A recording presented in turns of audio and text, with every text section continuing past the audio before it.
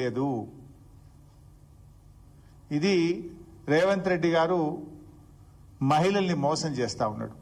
మహిళా దినోత్సవం నాడు కూడా నిజం చెప్పవా రేవంత్ రెడ్డి? పచ్చి అబద్ధాలు, నోరు తెరిస్తే అబద్ధాలు. అందుకే అన్న నేను, అబద్ధానికి అంగిలాగు దొడిగితే రేవంత్ రెడ్డి లెక్క ఉంటుంది అని అనవలసి వస్తుంది. ఇక మళ్ళీ కేసు పెడితే పెడతాడు కావచ్చు. వెనకటెప్పుడు నేను ఎగవేతల రేవంత్ రెడ్డి అంటే కేసు పెట్టిండు ఆ మీద, ఇప్పుడు ఇంకో కేసు పెడతాడు కావచ్చు. కానీ నిజమే కదా, నేను చెప్పిన దాంట్లో అబద్ధం ఏముండదు. ఇప్పుడు ఇది ఒక్కటే చెప్పి నీకు నిన్న ఒక్క మీటింగ్ 5 చూపిస్తే ఇప్పుడు మీకు నేను. మొదటిది, ఇప్పుడు 21,000 కోట్లకు వడ్డీ లేని రుణం అనేది మోసం, దగా.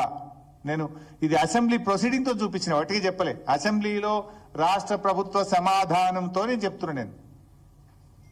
నేను అడుగుతున్నా రేవంత్ రెడ్డి గారు, ఒకవేళ నువ్వు చెప్పిందే నిజం అనుకో, 21,000 కోట్లకు రేవంత్ రెడ్డి గారు వడ్డీ లేని రుణం ఇచ్చిండు అనుకో, నువ్వు ఇచ్చుంటే ఒక వైట్ పేపర్ రిలీజ్ చేయి, శ్వేతపత్రం విడుదల చేయి.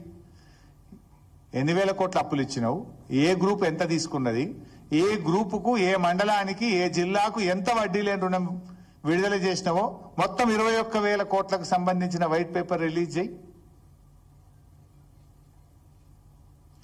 వైసాబ్ మీకు తెలియంది ఏముంది?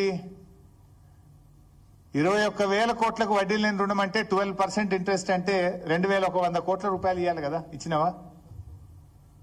అంటే అంత మోసం. పాపం మహిళలు అమాయకులు అనుకుంటుండు. అందుకే మహిళలు నువ్వు స్పీచ్లు ఇస్తుంటే పోతుంటే గేట్ల కాడ తాళాలేసి పోనీయకుండా పెట్టినావు కదా.